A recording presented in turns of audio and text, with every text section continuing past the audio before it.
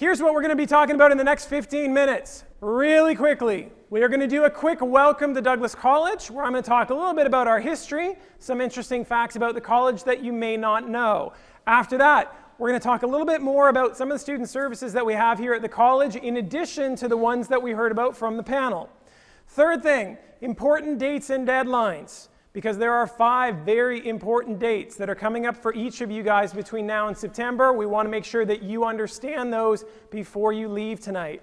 Fourth, course planning and registration. Stephanie is going to spend a fair amount of time talking about that this evening, so I'm just going to touch on it very briefly, but it is a big step for you guys, and it's coming up in the next month. Last thing, FOIPOP, which is a really strange word, but it has some very positive consequences for you guys. So we're going to talk about that. And the last one, what's next? So what's going to be happening for you guys in the next 3 to 4 months before you start your September semester? So run through them really quickly. First up, welcome to Douglas College. For those of you who don't know, Douglas College has been around since 1970, which makes it almost as old as your parents. Ooh, really old at this point. So, a couple of things you may not know. First of all, there are over 10,000 students at the college. Actually, the total is closer to 14,000 when you include all of our part-time students. So a little over 14,000, which is roughly the same number of San Jose people who are crying in their beer this evening, but that's okay. So, 14,000 students on campus in 87 different programs. We have 7 different bachelor's degree programs, as well as a whole host of certificate, diploma, and university transfer programs that you guys are going to be getting into. Our official varsity athletics team is called the Royals. You will notice their logo is up in the top left-hand corner. Our official Royals colors are green, white, and black. So if you find yourself walking around on campus in the first week and you see some young men or young ladies in a tracksuit that's either all black or all green, that is most likely one of our varsity athletes. So we've got some fantastic sports teams on campus, and the Royals are our team mascot. Which reminds me, if you see a 6-foot lion walking around on campus, you're not hallucinating. Well, you're probably not hallucinating. It's probably our official college mascot. His name is Rory, and he comes out for a lot of special events. So keep your eye on Rory in the near future. Last thing I want to say, we have a lot of very interesting alumni at Douglas College. Some of them have competed in the Olympics. You may remember a gentleman by the name of Daniel Agali, who won a wrestling gold medal a number of years ago. He is a graduate from Douglas College.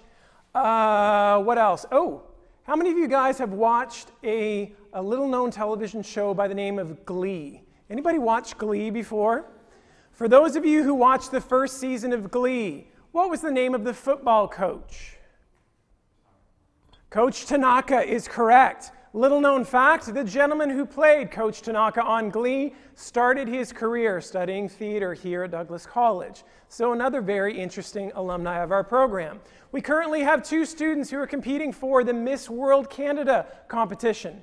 I'm assuming they're both women. However, I'm open to all forms of expression, so it could be something else. You never know. So all kinds of really interesting students and grads that you guys are going to get to know while you're here at the college. So welcome to that very interesting community. Now, as you found out from the panel a few minutes ago, there are a number of very important student services that each of you guys are entitled to use now that you've become a Douglas College student. We have heard about academic advising. We're probably going to hear a little bit more of it from Stephanie when she talks about course registration. I refer to these people as the smartest people in the room, because they seem to know everything about every program here at Douglas College. I would highly recommend that if you haven't met with an academic advisor yet, do so before you register for your classes. I'm going to talk in just a few minutes about how you can get in touch with them. But keep academic advisors in mind. They're your best ally in your first semester on campus.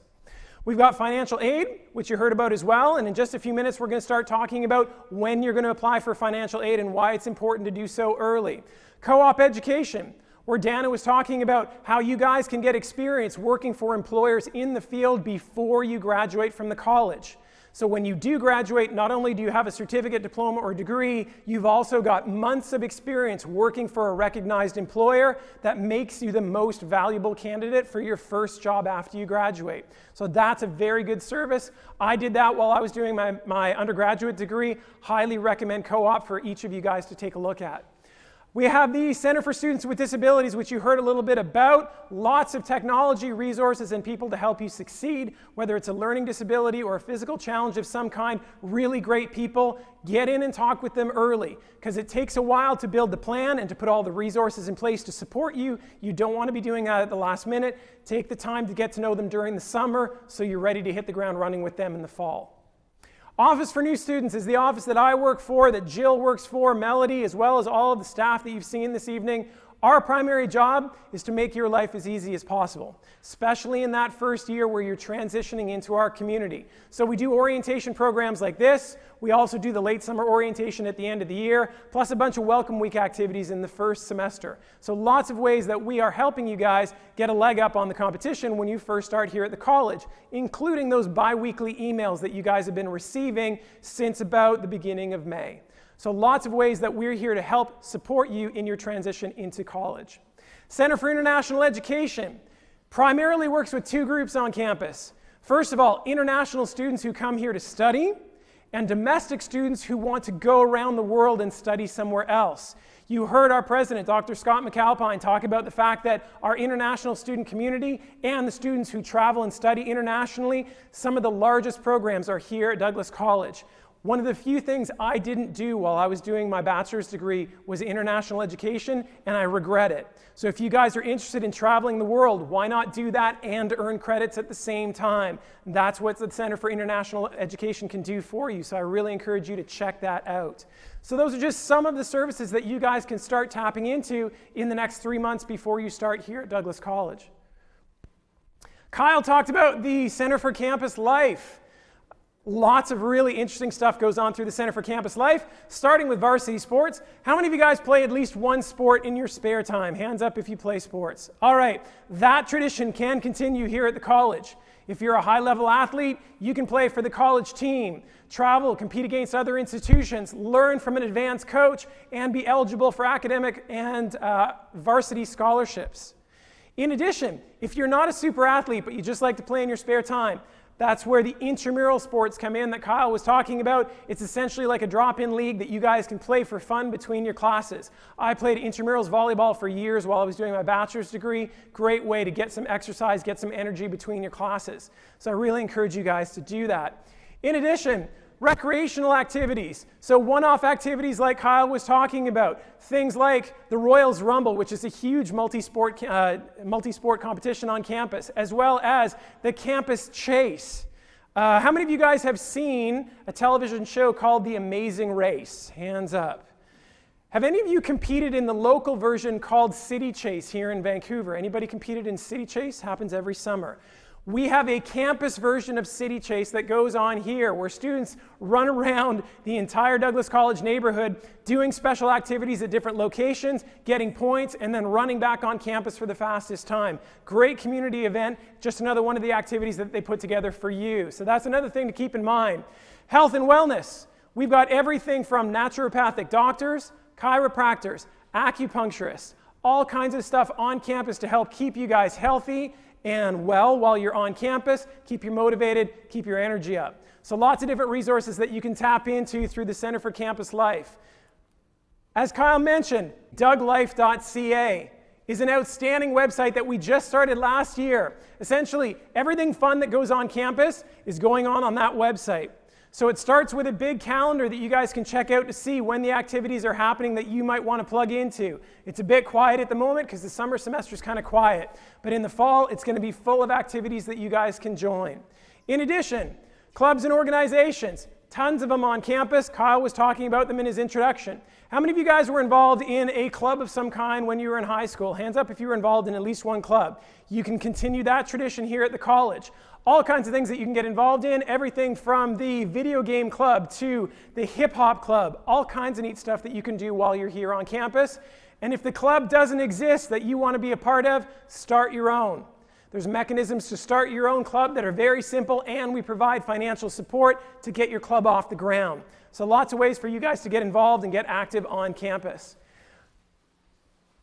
All right, turning for a moment from the fun stuff that you can do to the serious stuff that you absolutely need to be paying attention to. Here are 5 very important dates for you guys to keep in mind. The first one, June 1st. That's the first day that you guys can start applying for financial aid. Second date, June 23rd to July 8th. That is the window in which course registration first starts. You will be receiving a postcard in the mail shortly that gives you the exact day and time that you can begin your course registration period or your course registration process, but it will take place during that period. August 15th, tuition payment deadline, very important date. September 1st, when you can start to apply for Douglas College awards and bursaries. I'm not talking about student loans. These are the college awards and bursaries that we give out as an institution. And the last, most exciting date is September the 6th, when your life here at Douglas College officially begins. Now, the important thing is to understand how these dates fit together. I'll show you. So, June 1st is the first day that you can start applying for student loans. A lot of students get confused as to when they should apply for student loans. So I'm going to throw this question out to you. How many of you guys think that you should apply for student loans before you register for your courses? Hands up. Okay? How many of you think you should apply for student loans after you register for your courses? Hands up. About split, which is typically what I see from my students. In reality, we recommend, as a rule of thumb, that you apply for your student loan 2 months before you need the money. When do you need the money? Well, your tuition payment deadline is August the 15th. So if you need it on that day, when should you start looking for your student loans? Middle of June, right? So if it opens on June the 1st, and you know you want to get it in by the middle of June, that gives you a 2-week window to get your applications in. So you want to keep those dates in mind. You want to have a 2-month buffer because it takes that long to process your student loan. Given that your course registration is June 23rd at the earliest, it means you will be applying for your student loans before you register for courses. Okay, so that's the right answer. So we're going to move on to, very quickly, registration. How many of you guys have already chosen what courses you're going to be registering for in the fall? Hands up. So about 15–20% of you. That's about normal. If you haven't yet made that decision, don't wait until the night before. Trust me, I get panic phone calls from students all the time saying, my course registration's tomorrow. I have no idea what classes I should be signing up for. Make your life easy.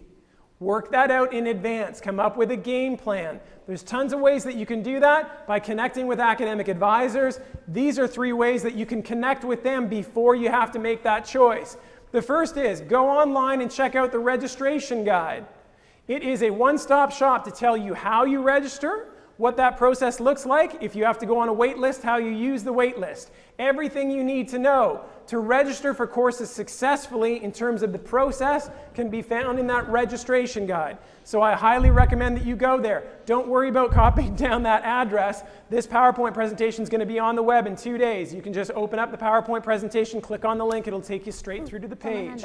It's also in one of the handouts that you guys are going to be getting tonight. Second up, meet with an academic advisor. You can book a half-an-hour appointment to sit down and work out a game plan with the advisor. Figure out exactly what courses you need in your first semester and in your first year. Smart students make that choice. However, because this is a busy time of year, they are already booking 2 weeks in advance, which means the earliest you're going to get to meet with them is about the end of the first week of next month. So I'd highly encourage you guys, if you haven't made your decision yet and you want to meet with an academic advisor, go home, pick up the phone, call them, set up an appointment, meet with them before your course registration date. Last thing, They are special information sessions just to help students figure out the course registration process. There are 3 of them that are going on next month. That link will take you to the schedule of the exact days and times that you can come and do an information session just to get you set up for course registration. So lots of ways that will make this process easy for you. All you have to do is make the decision to take advantage of those. So I wanted to put those up on the board for you. Second to last thing for tonight, FOIPOP. Really weird word, but will give you a big smile for one simple reason. Let me ask you this question. How many of you guys have been to parent-teacher nights in high school? Parent-teacher nights. How many of you hated going to parent-teacher nights in high school? Okay, that funny word behind me means that you will never have to do another parent-teacher interview in your life. Wow, a little bit of a cheer comes up from the crowd. I like that. Yep. Here's how. FOIPOP stands for Freedom of Information and Protection of Privacy Act. That's a fancy description that essentially means it protects your privacy and the security of your information. That is your information as a student here at Douglas College. To break it down in even simpler terms, what that means is only the student involved can view or change your information here at the college. In other words, you are the only person that has access to your student records here at Douglas. Your parents do not have any legal access to your grades, to the courses that you're taking. We can't even confirm to them that you attend this institution. So I'm getting some big smiles in the audience at this point. However, that's a double-edged sword. If you're the only person who has access to your records and can go into the system, if something happens to you, if you go on vacation, or if you are somehow out of the loop during the time when you need to do course registration or you need to interact with the college, no one else can do that for you unless an authorized person is designated to have that access. So what you can do is you can designate an authorized person to have access to as much or as little of your information at the college as possible. So what I would highly recommend that you do is have a conversation with your parents during the summer. We'll call it a polite negotiation to say, you know what, Mom and Dad, times are changing. I'm becoming more mature. I'm an adult now. I'm taking charge of my education. I'd like to talk to you about what we're going to talk about in my life at Douglas College. Are we going to talk about grades? When are we going to talk about grades? Are we going to talk about cost? Are we going to talk about services? Work that out in advance, because trust me, there's a lot less drama if you have that understanding with your parents before you start your semester than if you get into that conversation halfway through. So please have a conversation with your parents about who's going to have access to your information. Then you have to tell us who has access to the information. They cannot come in and say, oh, by the way, my daughter gave me access. Doesn't work that way. They need to come in and give us written documentation that indicates that you have approved their access to your information. So FOIPOP can be a friend to you or it can hurt you, but you need to work through it with your parents. So please have that conversation. Talk to them about how you're going to talk about life in the next couple of years. All right? So, very last thing, 2 quick things actually. MyDouglas.ca. First of all, how many of you have heard of MyDouglas at this point? Good, that's what I like to see. Here's a more critical question. How many of you have accessed your MyDouglas account? Okay, not too bad. Here's the bonus point question. How many of you have forwarded your MyDouglas email to your personal email account already? Well done. The big advantage of that is rather than having to check your MyDouglas account on a regular basis, it automatically gets forwarded to your personal email address. Big reasons why you should be connected to MyDouglas. This is your virtual portal into the college community. This is how you're going to connect to your instructors, how you're going to connect to your peers, how you're going to get information about important dates and deadlines. You do not want to be missing this information. So if you haven't checked into MyDouglas yet, go in, check it out, read through your messages. All of the messages that we send out every 2 weeks get archived here. So if you've missed them so far, you can go back in, read them through your archives. And remember, if you're smart, you're going to forward it to your personal email address. That way you don't have to check as often. But one way or another, tap into MyDouglas. Vitally important to get the information that you need. Last thing, late summer orientation. What you guys are doing tonight is like an appetizer. It's a 3-hour quick hit of information that you need to succeed in the next 3 months. But if you want to succeed in the next 2 years, 4 years, late orientation is the place to be. It's the single largest orientation of the Douglas College community, and a ton of reasons why you should be there. First of all, you get to meet students and faculty. So rather than worrying about what a college course is going to look like, you're going to get to meet your faculty at orientation. Find out what are their expectations in the class. Can you bring food in? Can you bring your laptop in? Can you bring your phone in? That's a conversation you want to have before your classes start. That's why we bring instructors to LSO. You also get to meet students from your program. So you're going to connect to people, feel like you've got some friends on campus before you start your first semester. So that's an important reason to think about it. Second up, how many of you guys hate to stand in lineups? Hate to stand in lineups. How many of you would rather be in the VIP section? Hands up. Okay? LSO is essentially a giant VIP section, because I can guarantee you that the bookstore lineup in the first semester on campus will wrap around the block. The advantage of coming to LSO is you get priority access to the bookstore. You get to come in, get your textbooks before the semester begins. So a huge advantage just there in getting your textbooks before you begin your program. Student ID and the UPass can also be can be purchased or picked up at the college during LSO, which means that's one less lineup you have to stand in during your first week on campus. So come in, pick up your student ID. How many of you guys have heard of the UPass? UPass, oh, good answer. UPass at Douglas College starts for the first time this September. You guys are very lucky. What that means is instead of paying for a regular transit pass, you're going to pay $30 a month to travel as many zones as you want to. So a significant transit savings because of that UPass, and we will be giving them out at the orientation program. So that's a good idea. Opportunities Fair. All of the stuff that makes college life interesting, exciting, and fun is going to be showcased at the Op Fair. So all kinds of clubs are going to be there. Associations are going to be there. Campus life, everything. Rory's probably going to be there that day. So lots of great opportunities for you guys to connect while you're still at orientation, so you feel like you've got some friends and got some connections before you get started on campus. Last up, rumor has it, we're going to be giving away a couple of prizes of free tuition at LSO. So if you wouldn't mind somebody handing you a credit voucher for a free class or two, make sure you're there on orientation day for LSO. The specific dates of orientation, the last Saturday and the last 2 Wednesdays of August. I thought I'd put it in there, but apparently it's not. If you check our website, the same one that you registered for ESO, we will have the LSO dates posted in the next couple of weeks, right at the tail end of August.